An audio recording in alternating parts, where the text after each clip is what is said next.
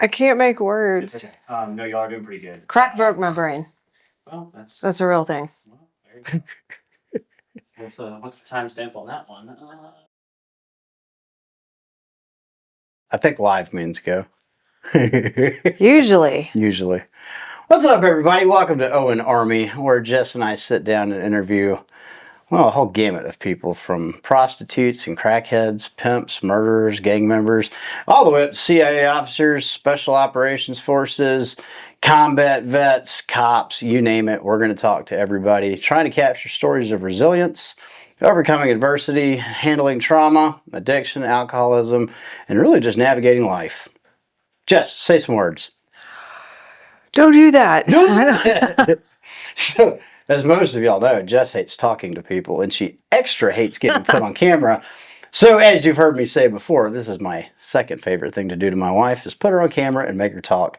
Jess, let's start with this. Why are we interviewing junkies, crackheads, pimps, prostitutes, murderers, gang members? Like, why start there? First of all, there's always some crazy ass awesome stories, but also to give them a voice, because in society a lot of them don't get to do that. They're looked down on, they're left, they're forgotten, and a lot of them are incredible ass people. Yeah. That have a lot of potential. Yep, absolutely. And I think our primary purpose of the podcast is to raise awareness of what we're trying to do in America's deadliest city, being Memphis, Tennessee. Meeting people where they're at, as Jess says, not where we want them to be, in an effort to lift them up, raise their voices, elevate their causes. Because by meeting people where they're at, working at a grassroots level and meeting needs, we're able to change streets one block at a time, and we're pretty convinced we can get this city off of the dubious distinction of being top 5 most violent in America. So anyway, ADHD 1, 2, 3. Jess, I want to talk for a second. Why is Memphis, Tennessee where we're doing this? Well, this is where I grew up. So this is my home. I moved here when I was 8. So like this is my home, but also it's where we hit rock bottom and damn near died multiple times. Probably should have died. We should have. I mean, it's seriously only through God that we are alive right now. But it's where all of our friends were prostitutes, drug addicts, pimps, drug dealers, and they welcomed us with open arms. Now, granted, we did pay a lot of money to have that love, but it's where our friends are, and it's also where we promised God we would come back for those we left behind. Yep, that's absolutely right. We pumped 6 figures into the dope economy. Jess and I had a very expensive habit in our time out there, and even though we ended up homeless a couple times, we were still running businesses and bringing in pretty good money. We were just choosing to spend, I don't know if choice is the right word. We were spending all of our money on our habit. If you've ever been addicted, you know this. You don't really have much say in the matter. You're going to do what your addiction demands you do. You moved to Memphis when you were 8. What happened? Your life took a big nosedive, right? Yeah. Well, I mean, it was good till we moved here. Like, grew up in the church. Mom was, good. Dad was good. And we moved here, and my mom, I guess, was always like this closet alcoholic. And it just came out full force once we moved here, and she started drinking. She was very violent drunk, we found out. So yes, things went downhill very quickly. She just kept drinking, and then drinking turned into crack. And as it tends to do sometimes. Yeah, as it tends to do, especially for you. Right. We found out. So yes, she turned into a crackhead. I was visiting trap houses at like 13, 14 years old. Didn't even know that's what it was. That's what I was just about to ask. So you had no idea what was I had no idea. I was just playing with some of the street kids, and we were told to go outside, and I would come in, and Mom was nowhere in sight, and I think she was in the back room or in that crack. And I had no idea till I became a crackhead myself. And I was like, that's what that bitch was doing. That's what she was doing. Damn. I didn't do that. I'll just clarify. Right. I never went that route. I was a thief, so I didn't have to go that route. Yep. Which, I mean, I know your story. Your mom is who taught you how to steal. Yes. Yes, she was. She taught me well, though. I mean, it took me like 20 years to get caught. Oh, that's exciting. So, funny side note, I've been charged with, I don't even know how many felonies. My worst arrest had 14 felonies on it. I am not a felon. I was able to beat all of them. Jess has been arrested for one felony, which is no longer a felony in the state of Tennessee. It was theft over 500. Now it's got to be over 1,000. And she's a felon. So, go figure. So, Jess, your life went south very quick when you moved to Memphis. Mine kind of did. I moved here in 2006. This is my first real job after the Army. After I went back and finished college, I got a job with Pfizer Pharmaceuticals. Moved to Memphis and was a raging alcoholic, kind of like your mother. It was a closet alcoholism thing until it wasn't. And then Easter Sunday in 2007, I totaled a car going $1.30, and I got sober that day. Long story short, didn't stay sober but a few years, wasn't doing meetings or any of that crap. Ended up a raging alcoholic again. An old injury came back and got infected. Ended up on prescription pain pills. And as tends to happen with a lot of people, that prescription pain pill habit progressed to pills that were prescribed, but not to me. And then that progressed to heroin. And in 2014, I was finally arrested for the first time and put into drug court, which is how we met in Narcotics Anonymous. I give that a 0 out of 10 stars. I do not recommend finding love in the rooms of NA. It ended exactly like you think it would, in a raging dumpster fire. So even though we were sober when we met, we didn't stay that way too terribly long. What happened? No. Well, there's a lot of resentment for things that you did earlier. And What did I do? I use that as my excuse to keep getting fucked up after I had James. And I just stayed on pills Yep. until we couldn't find any more. Yeah. Then I was straight back to heroin. Straight back to heroin. So we ended up homeless on the streets of South Memphis, living in trap houses, squatting, freezing our asses off, getting pneumonia, getting shot at, the whole nine. And then we got sober in 2019 and rebuilt businesses and got pulled into some crazy stuff, which is, we got to touch on that because that's why we're going to have some of these weird, spooky people on the show. Why do you think, so the craziest stuff I got pulled into is the evacuation out of Afghanistan, and then the initial defense of Ukraine, human trafficking in Mexico, cannibal hostage-taking gangs in Haiti, riots in Riobamba, Ecuador. What else? The Uvalde funerals, the Q Club shooting, Task Force Lahaina, the fires in Maui. Like, we've done a lot of crazy stuff, and throughout all of this, we're building out these teams of special operators.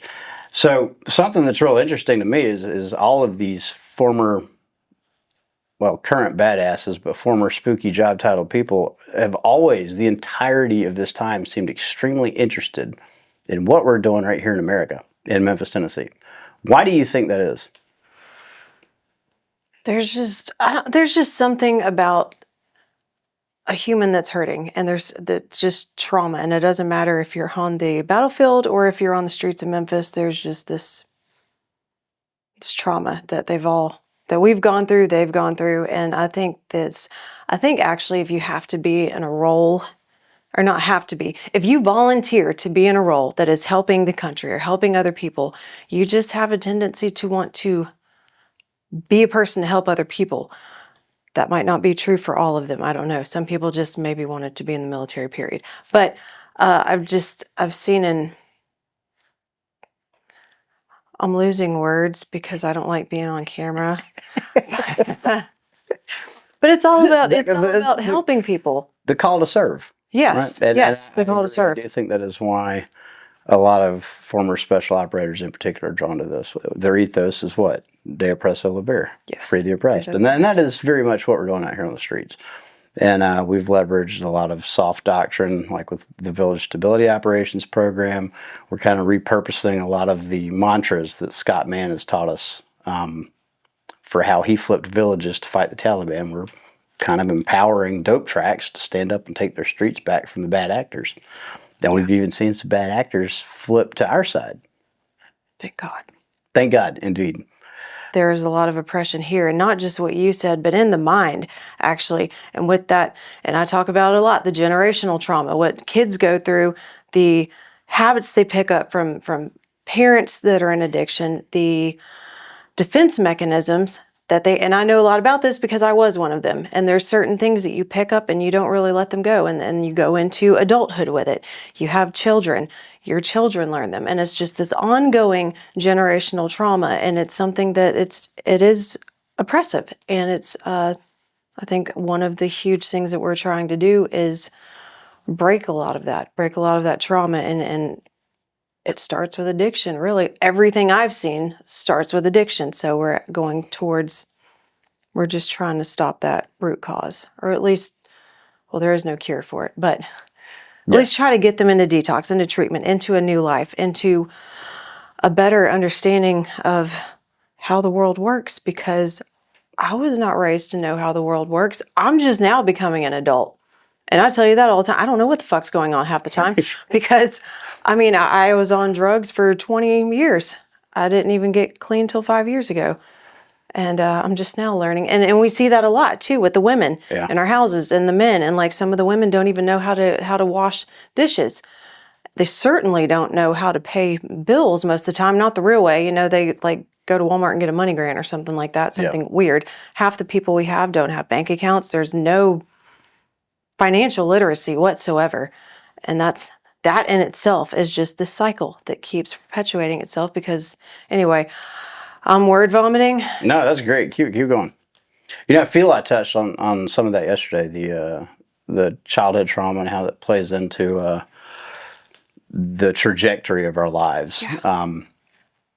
Especially out there in South Memphis with so many people being raised by mothers or grandmothers, and there's no strong male role model in their lives.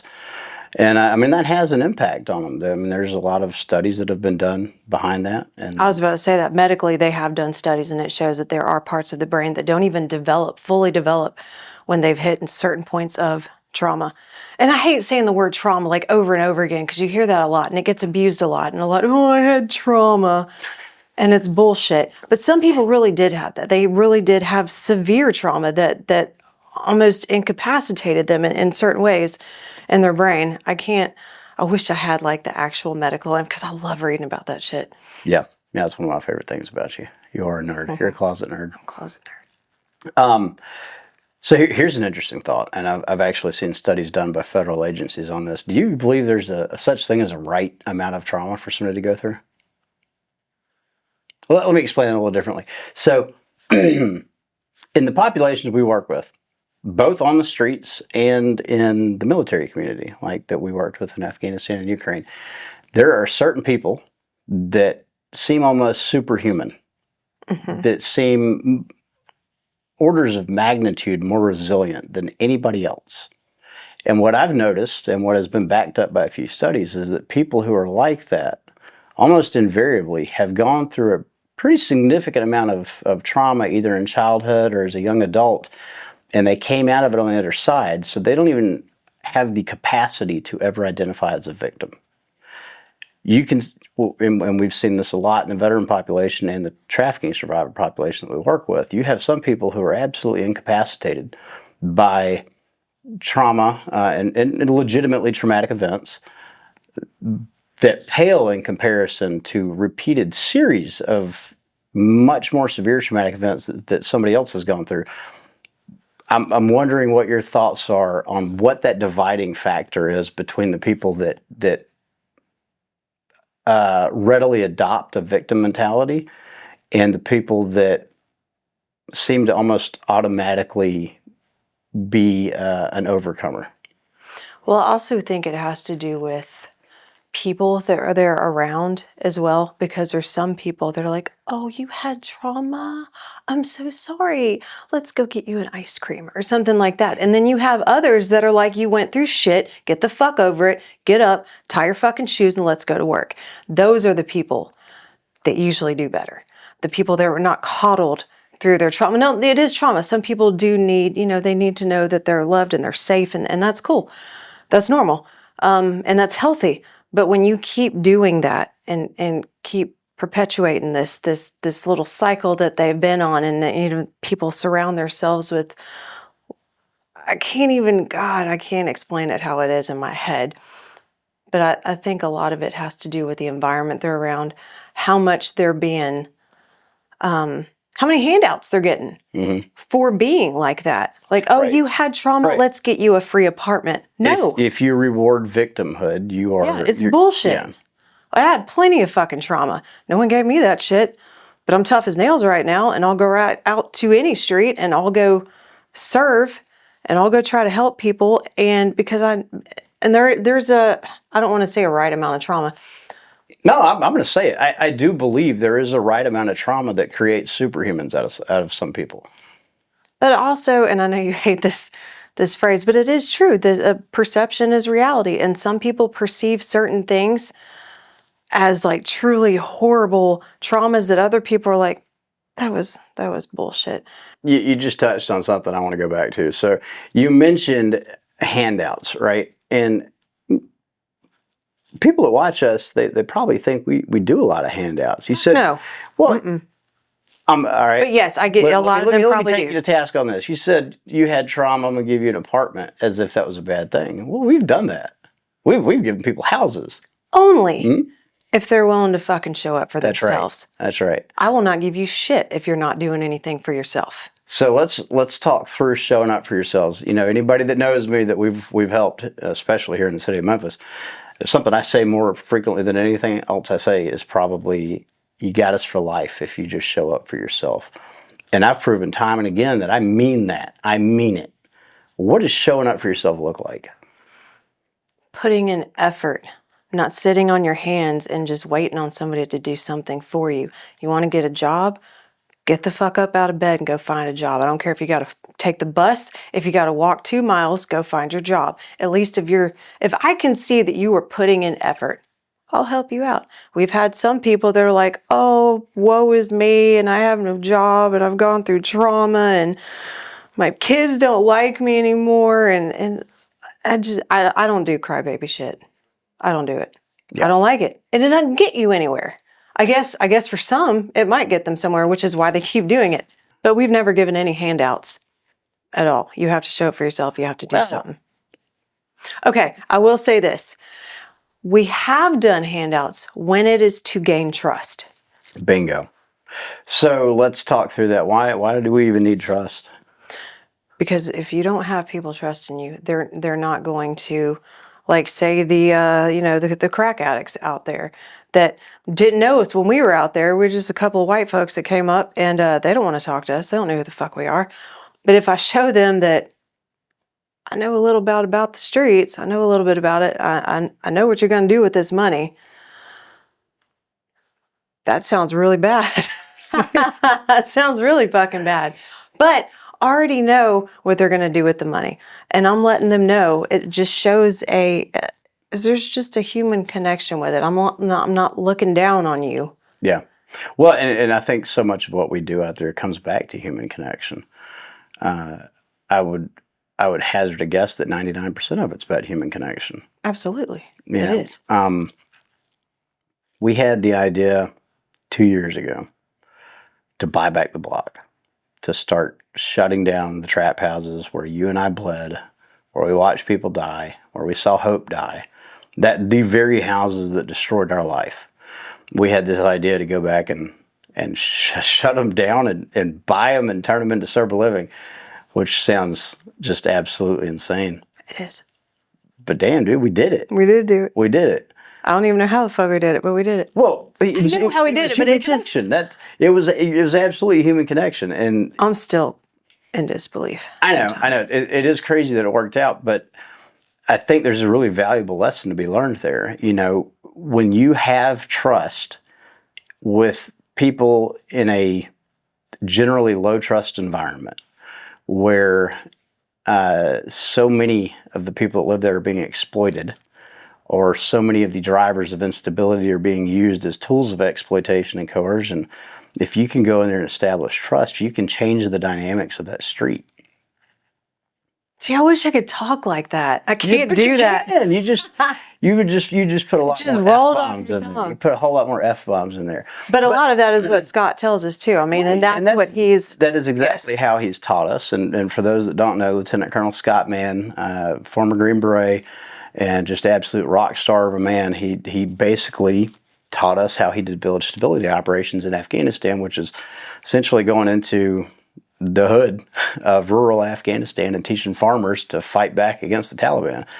And as it turned out, the same methods he used out there are working very well in the streets of South Memphis. We've been able to get, now I would guess, 350 people into detox and rehab, shut down 2 trap houses and a brothel. And the cool part is we did that without shooting anybody, and we did it without putting anybody in prison. Because we're big on that. Like I want to see the streets organically recover on their own, so that you have some sort of stability long term, so that you have you've created a new environment out there for kids to grow up in a healthy way, and so that we're not seeing the cycle of repeating generational trauma in the hood that just is perpetually getting worse and worse every single year. And if you break that cycle and you can create this environment that's uplifting, that's positive, that conveys, hope and a message of, dude, we can do more than this, I think it sets the stage for that violent crime statistic to nosedive. I really do. Yeah. We decided to start on 2 of the worst streets in Salisville, Woodward and Melrose. And to my knowledge, not a single shooting has taken place on either of them since the day we shut down the traps. Literally the day of, because there was a shooting at our trap house that day. But that's neither here nor there. It hasn't happened since. So I'm very big on redeeming lives, not just renovating these properties. We're trying to renovate lives in the process. And I don't believe the prison system does that. No, it makes them worse. It makes them worse. And we actually had a pimp in here talking about that yesterday. Prison is what taught him how to be a better criminal. Exactly. And I hear that from all of them. That's a universal. You hear it from all of them. And, at first I thought it was an excuse and it's just some BS that gets thrown around. But I've talked to enough now and seen enough examples of it in real time with people we've seen become incarcerated and get out. It does make them better criminals and worse people.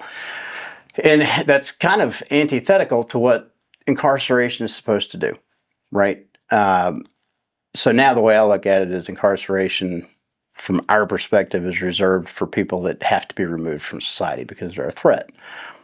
Like the people your shirt talks about. I've to date not seen a single one of those not recidivate. That's like across the board. So I actually lied a minute ago when I said we haven't put anybody in prison. We have put 3 of those away, and we're working on a 4th. They got to go. They cannot be in a civil society. I think prison should be reserved for predators and exceptionally violent people. I am big on seeing even the dope boys get turned around on a better path, and we've had good luck doing that, ish. For the most part, yeah. For the most part, yeah. I mean, look, it doesn't surprise anybody that a dope man makes a pretty damn good businessman, right? I mean, it's the simple buy low, sell high economics, and you've got to learn to make decisions about who to trust, switching vendors, your supply chain, distribution channels. I mean, all of these things. If you could have a conversation with a dope boy and actually reframe everything he's done in a business context, it makes sense in their heads, at least the good ones. We've been blessed to know a few of the really good ones, and they are able to be successful running a regular business. We've actually seen some of them that we've helped start businesses employ the same people they used to sell dope to, which is nuts. So, Jessica, let's talk sex trafficking in the Mid-South. Sex trafficking in Mid-South. There's a whole lot of misconceptions about. It's not throwing a kid in a fucking trunk, I can tell you that. It's not? No. What's it look like? A lot of it's prostitution. Yeah, and what does that look like? It's using somebody's weakness and their addiction to keep them coming back and doing more. And it's essentially holding them hostage with drugs. And we see it all the time. Yep. And, contrary to popular belief, these pimps aren't out there like recruiting women and then getting them addicted. They don't have to. It's the most ridiculous shit I've ever heard. It sounds ridiculous to us because we've seen it in real time. But you got to remember the average American has never been exposed to this, and so in their mind, it's easier to accept that there's this scary, cloak and dagger clandestine ring out there that's kidnapping people and forcing them to become addicted. Then the sad reality is it's not even necessary for these guys. And to clarify, there are kids that have been thrown in fucking trunks and taken. Of course, but that's not 99% but that's not sex trafficking that we observe, at least. Let's put the caveat on there. From what we see, our perspective, it is all addiction-fueled prostitution. I asked a pimp one time what it would take for him to get back in the game. He's out. He's on our side now. He's helping us. And I asked him if he wanted to just start, trafficking women again. And I didn't use those words. I said, if you're going to start pimping hoes again, what would you do? Because I was curious. How hard that would be for him to do. Not hard. He told me literally all he would have to do is get a bag of dope, be it crack or fent, and go to Lamar and Airways or Bellevue and South Parkway, and within 30 minutes he could have 5 women that'll do whatever he wants because he has the dope. They are literally slaves to whoever has that dope. You and I have been addicted. We understand that when you're addicted, you really no longer have free will. You're going to do what you have to do to get that dope. Thank God when we were out there, I was still able to hustle and make money, so we never had to do anything too fucked up. But a lot of people don't have that, and they will do literally anything to get that next hit. Yeah. So if we've got, and I'm sure we do, family members of addicts watching this that are wondering how they help their loved one get help, I want to just talk through a couple of scenarios that have been presented to me, and I want to hear your thoughts on them. So I've had parents offer to fly me out to talk to their kid. I've had parents straight up ask me to kidnap their child and take them to rehab, which, look, it sounds crazy, but as a mother to 8 children, if it was one of yours and you didn't have that experience with addiction, you'd do literally anything to save your kid. Yeah. I've had women hit me up about talking with their husbands who are raging alcoholics. And, the list goes on and on. What advice would you give to a parent that's watching this right now that is a caretaker or a loved one of somebody that's battling addiction or alcoholism? So my views have kind of changed. For the most part, they're still the same. You have to have that sufficient level of suffering in order to be ready to quit. But when we bought Rebos and the drug courthouse, it's proven me wrong sometimes. Not, all the time. We have plenty that don't want to be there and want to run back out. But I think mothers that just want somebody to talk their child into getting sober or getting clean, I don't really think that's going to work. Some people it might work on.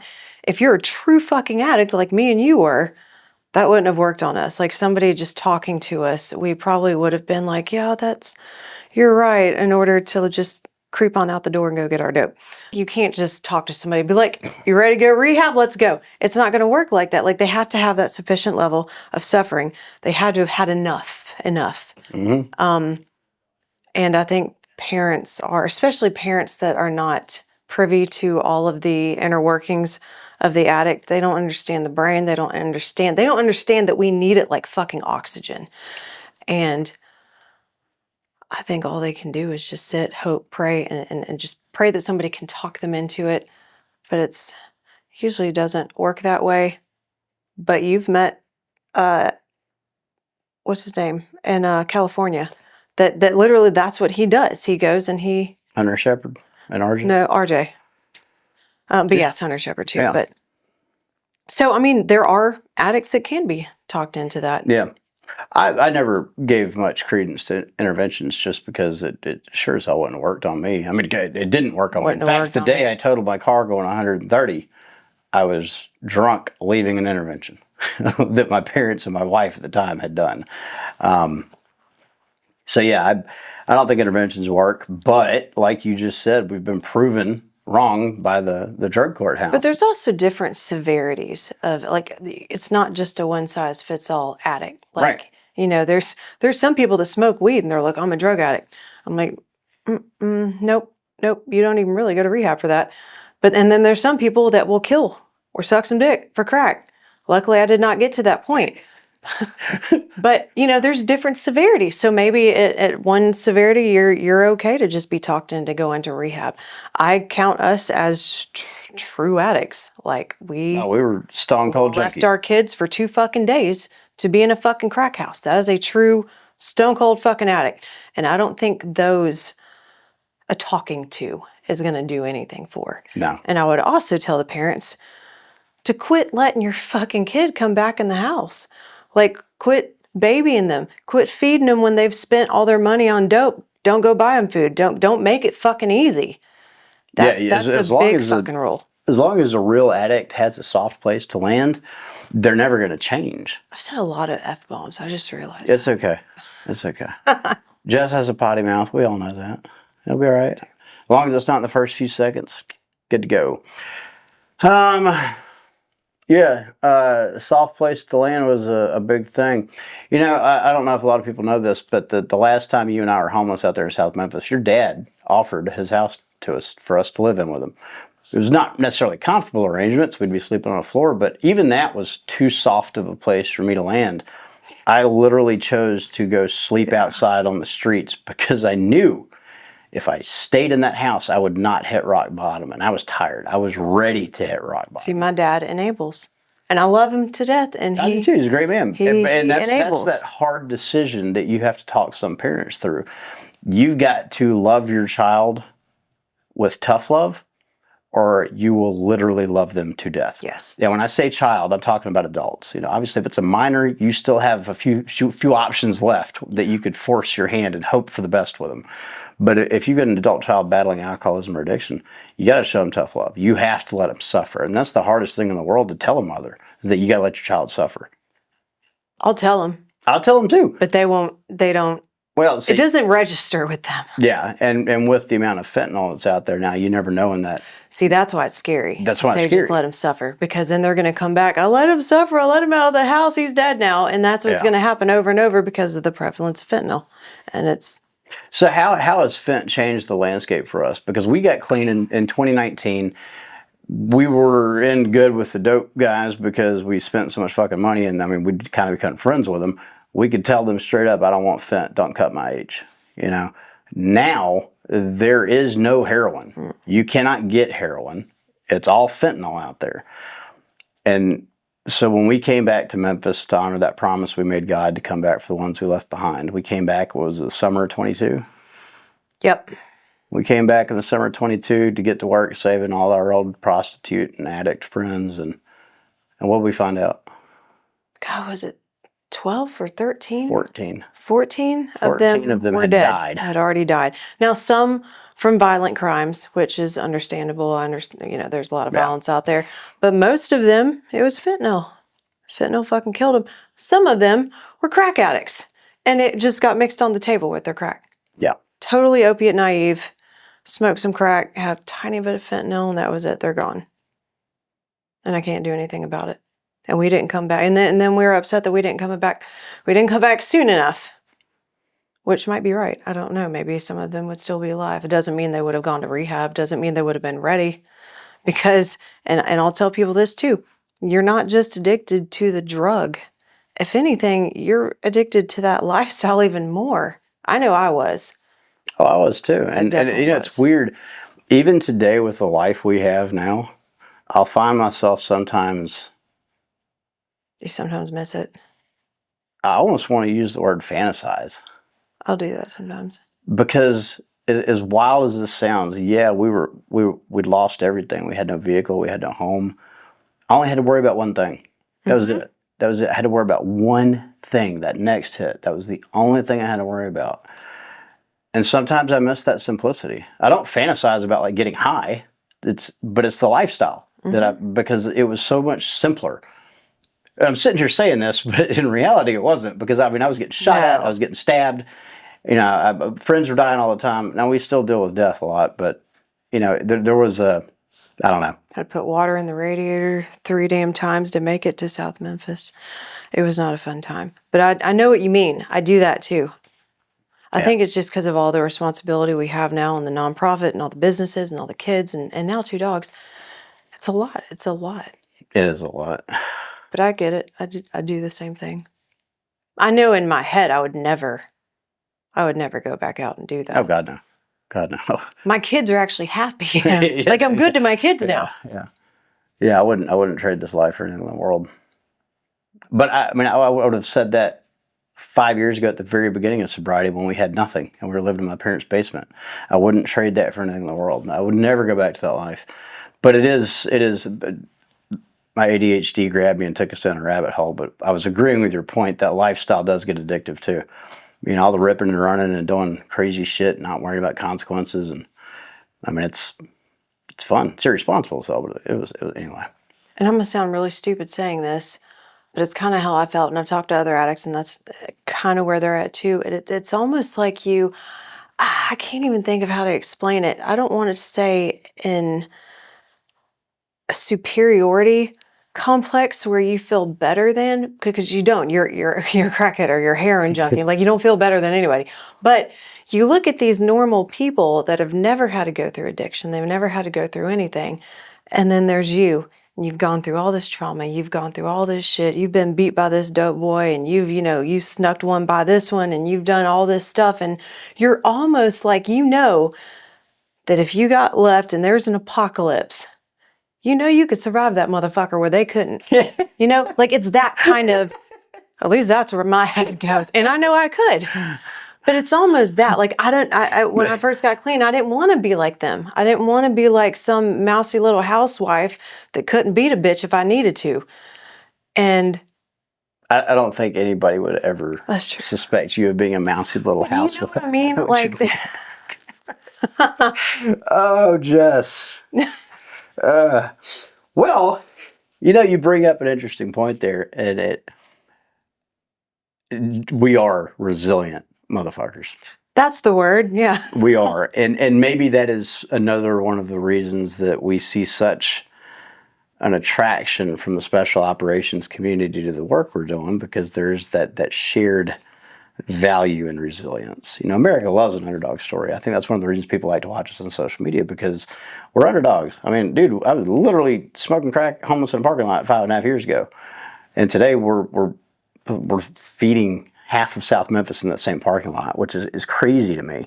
But I think you're right. The resilience, and again, I'm not calling us superhumans, but what I'm saying is all that crap we went through did kind of create some superhuman-esque qualities in a lot of addicts.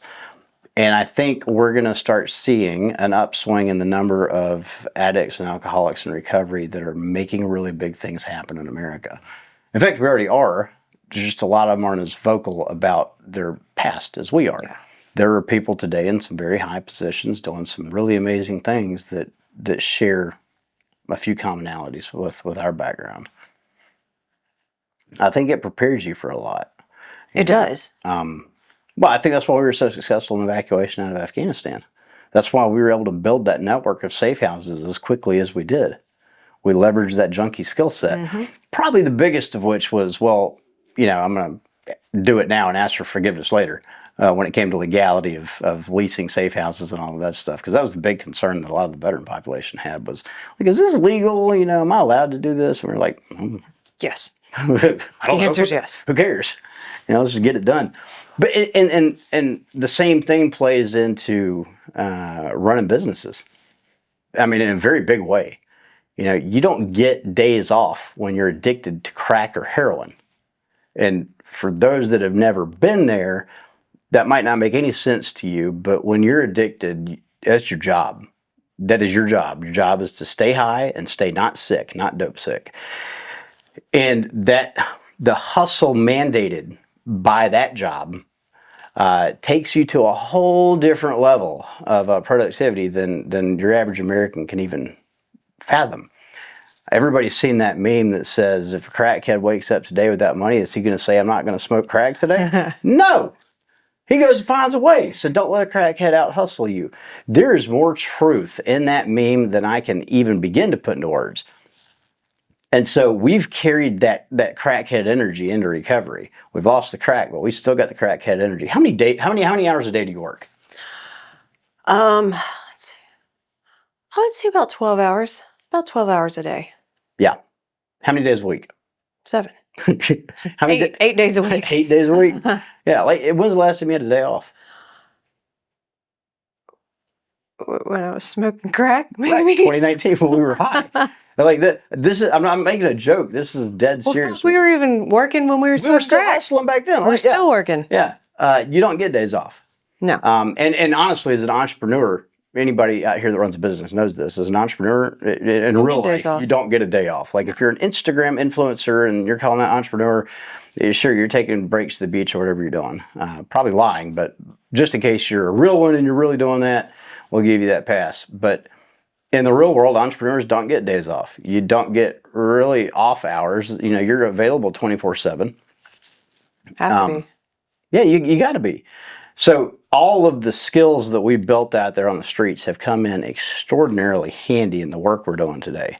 And when I say the work we're doing today, I'm talking about our actual businesses, how we make a living.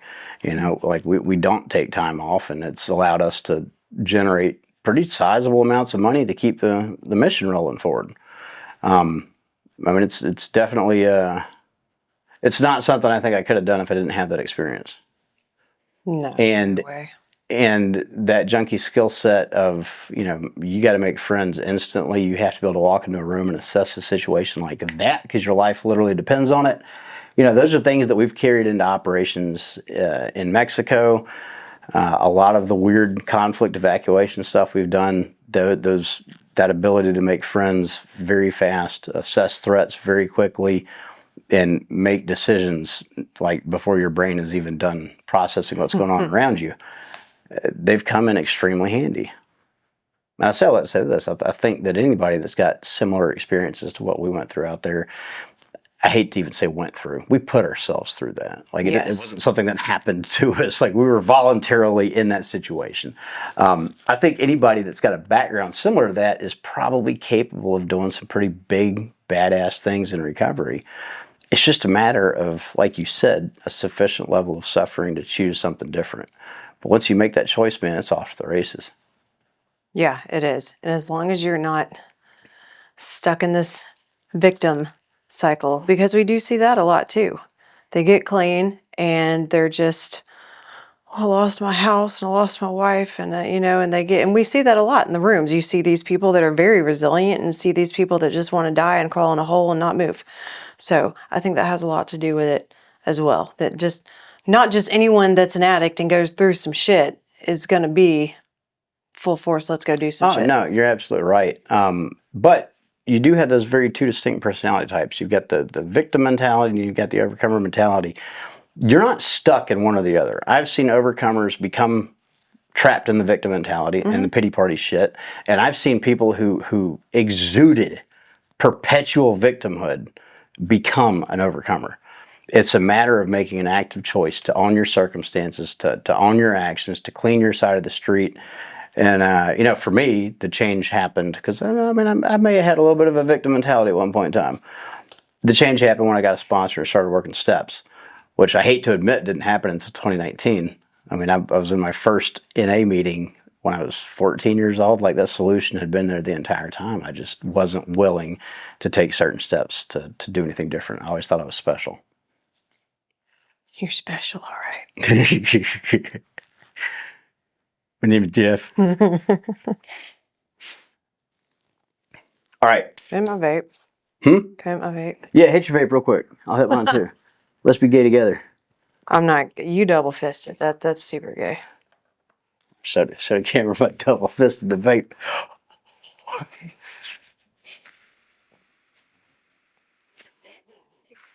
Is that how you got your crack when we were separated? No, I hustled up a bunch of. Actually, I think the time I disappeared, I think I was just drunk. You sold my phone. No, You sold my phone. I did sell your phone, but you pissed me off because you came back with Brandon Kelly and y'all were high as a motherfucking kite and you didn't have any crack. Oh yeah. So yes, I took your phone, which I bought to begin with, so it was okay. That's not okay. Anyway, I miss Brandon. All right, so Jess, we got something big we've been working on for a long time. I want you to tell me about it. I was homeless in South Memphis before I met you. Yes. I was running from a warrant with 14 felonies on it, 2 of which I to this day cannot figure out how. They were charging me with A felonies for possessing my own heroin. It was a lot of heroin. Yeah, but an A, whatever. A is like it should be like a murderer's. I don't know. Anyway, I had a big boy warrant I was running from. Hot Rod, the dope man, had hidden me because he was trying to capitalize on my business knowledge, and maybe he did for a little bit. But anyway, I was on Melrose Street. And Melrose, as you know, is a dead end that comes off of Macklemore.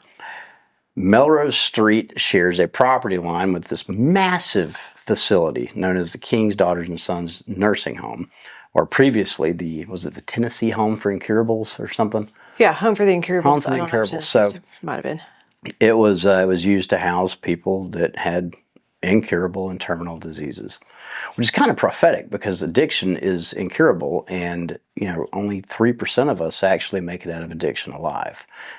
That's a very depressing statistic. 97. Those numbers have dropped probably since fentanyl. Yeah, since fentanyl, I would be willing to hazard a guess that it's 2% make it out alive. 98% die in their addiction. And that's just tragic because, as we've seen, addiction can hit literally anyone. It does not discriminate. Black, white, brown, yellow, Christian, Muslim, Jew, whatever.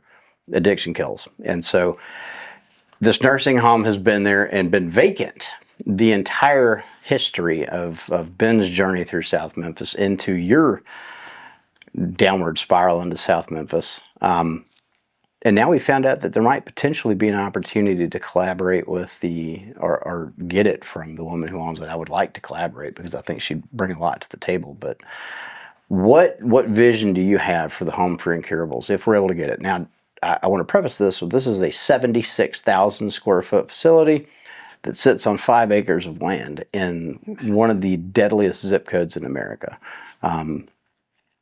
It's a zip code where young men are more likely to be dead or incarcerated than they are to have a job or be in school. And that, if you think about it, is incredibly depressing. It should be front page news everywhere, and we should all be rallying around fixing this because there are children growing up in that community, and that's not a sustainable thing. And so we, of course, have built an army that are rallying around South Memphis, and it's not just an army of addicts and alcoholics. It's people from all over the country, all over the world, actually. We've had people who were born in Malta come visit this. And we're trying to change it from the bottom up. And we have a grand vision for that facility if we're able to do something with it. I want you to tell me what that is. Well, I want to have a facility where it's like a one-stop shop, because we've seen when we take people to detox, sometimes they don't make it to rehab, or when they finally make it to detox and rehab, they leave and go back to the streets because there's nowhere for them to go. And then the cycle starts all over again and we have to get them back in detox. So I want a place where they can go to detox, they can leave from that hallway or wing, or because this place is massive, and then go to the 28-day stay rehab, 28-day stay. Yes, that's right. And then I also want to have where they can, like a halfway house type thing, a residential section. I also would like a section for skills training, because a lot of these people did not have a lot of training as kids. Sounds like dogs. They didn't have a lot of skills training. We've had adults come in that weren't housebroken, like no joke. So we can leave that. That is true. But a lot of them were raised on the streets. You want money, you go sell a bag and bring the money back to mama so you can buy some bread. A lot of them were raised that way. My mama taught me how to steal. A lot of people did not have the best education. Some of them are illiterate. They're definitely financially illiterate, and there's a lot of things that they need to learn, just to learn. They're not stupid, they just need to learn it. So I want a skills training area to teach them what to wear in an interview, what to say in an interview. When you go to an interview, wear a fucking belt and don't have your ass hanging out, stuff like that. And even that's just normal things that normal people wouldn't have to be You know what I mean? Well, no, I mean, even normal people need to be taught about, how to do a resume and all that. But the population yes. we work with especially needs to be taught these things. Yes. Or but not only that, and I totally forgot where I was going. There was another section to Trade that. I school. don't remember what, but yes, trade school. And a lot of them, because they're raised that way and on the streets, and probably grew up with a lot of violence, a lot of trauma, a lot of parents in addiction, and parents in alcoholism, which I was. So I know that from personal experience. You grow up not really thinking you're a whole lot of anything. They don't have a great self-esteem, and they've never been told you can be whatever you want to be. They were told to go sell a Getting off bag. the block. Yeah, like Yeah. you're good if you can get off the block, but you're probably just stuck in the streets, and that's just the way it is. And I also want to have I don't know if this would be good or bad, because it is mixing, I guess, church with state or something. I don't know how that works, but I do want to have just even a little chapel area. Well, there is for a chapel in that facility. Yes, there is a chapel. There's already one. So I do want that to stay.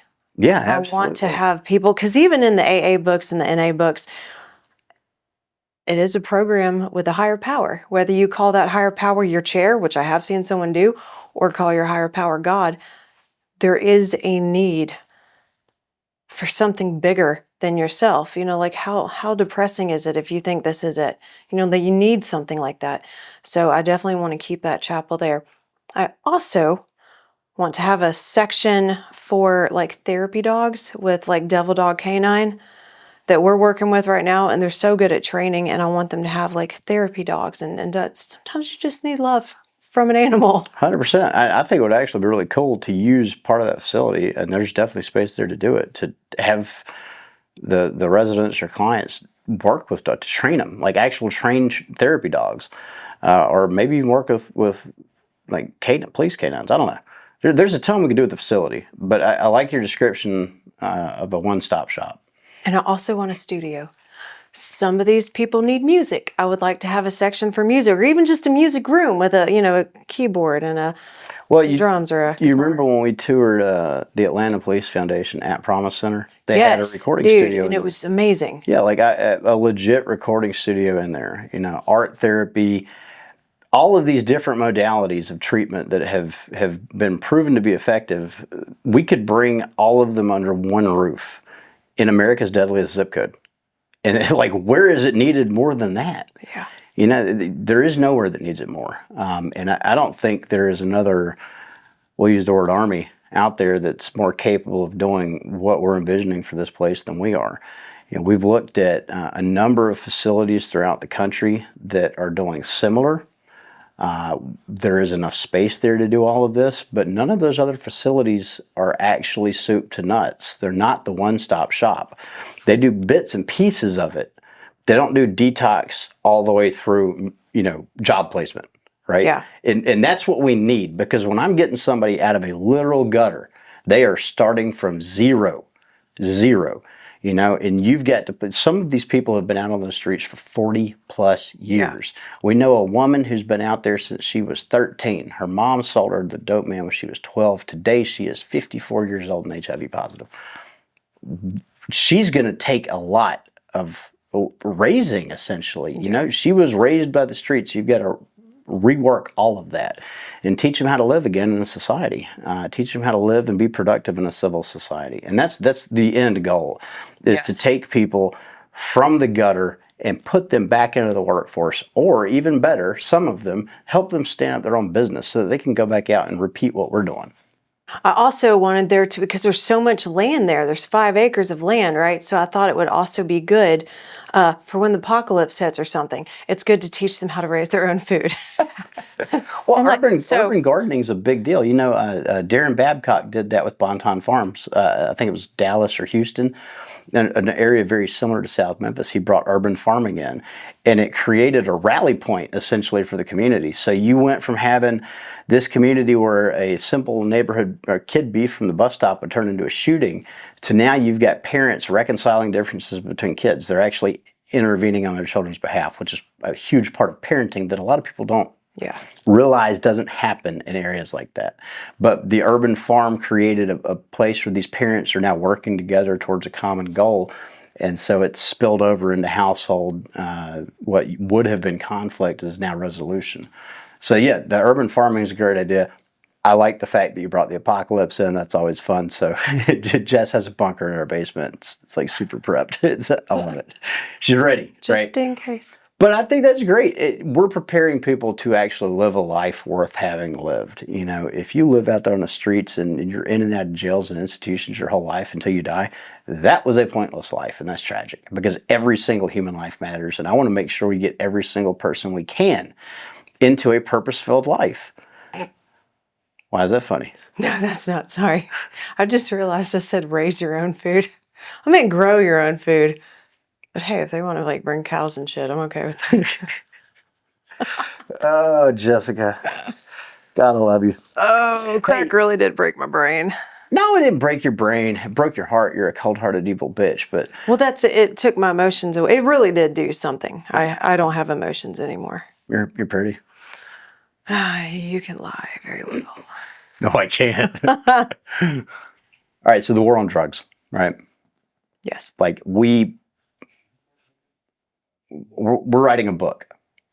Okay. That is correct. Yeah, and it's actually about to be done. And the subtitle of our book mentions that we may have started a war on trafficking and drugs. There's been a war on drugs in our country for 40 plus years. It has been an abject failure. Can you really even call it a war? It's Well, look how America ended the global war on terror. We're starting to set a track record here, right? Of just giving up and blowing a whole lot of money and then withdrawing and not calling it a retreat or a surrender. So yeah, I guess we can call the global war on terror, the war on drugs a war now in light of that. Abject failure by every metric possibly measurable. Record numbers of overdose deaths, record numbers of drug seizures. It's untenable at best, right? It's been a disaster. Addiction is not a problem we will ever be able to prosecute our way out of, ever. We're trying to fight this war in a little bit of a different way. And I think we've got more than anecdotal results at this point. We've seen massive reductions in violent crime in the areas where we operate. We've seen kids playing outside again where they weren't before. I think if we were able to scale what we're doing, the war on drugs is something we could win. We'll never win the war against addiction because it's actually an illness, it's a disease. But I think we can make a huge dent in the impact that disease has on the American public, the spillover effects of violence and crime. Our book is going to try to kind of provide a blueprint as to how we did it, but more importantly, why we did it and what our journey looks like going through it. If you were going to give advice to somebody who wants to get involved in, let's call it the new war on drugs or the Owen Army in their own city, how would they do that? have a lot of money. Just kidding. Well, we did it without a lot. I know, but it does take a lot. But no, be willing to not get a whole lot of sleep. Be willing to always be available, flexible. There's a lot to it. I think one of the first things I tell people that reach out to me wanting to replicate it is to go develop a relationship with your local treatment courts. Oh, well, that makes sense, yeah. Yeah, I mean, you got to have that. And so for people that don't have treatment courts, it's tough. The first thing they got to find is a Marcus McDonald. They got to have somebody willing to volunteer their time to get people into treatment, to get them into detox and rehab. And I don't know that somebody could replicate what we've done without being a participant, an active participant in a program of recovery themselves. 12-step recovery is obviously what I'm referring to. I just want to clarify that. Like, you got to be an NA, AA, HA, pick your A. You have to be working a program to understand the why behind this. What you guys see Jess and I doing out here, this is our 12th step, 100%. Well, some of the financial stuff we're doing, we look at it as making financial amends, but all of this is a result of the 12 steps that we've worked and continue to work. All right, well, that wraps up another episode of the Owen Army, where you heard me trying to get Jess to make words to a camera, which she absolutely hates doing. I think she did a fantastic job. No, she doesn't think so. Be sure to tune in next time. You never know what's going to happen on the Owen Army. We might be interviewing pimps. We might be interviewing CIA officer that helped kill Osama bin Laden. You literally never know, and that's a true story.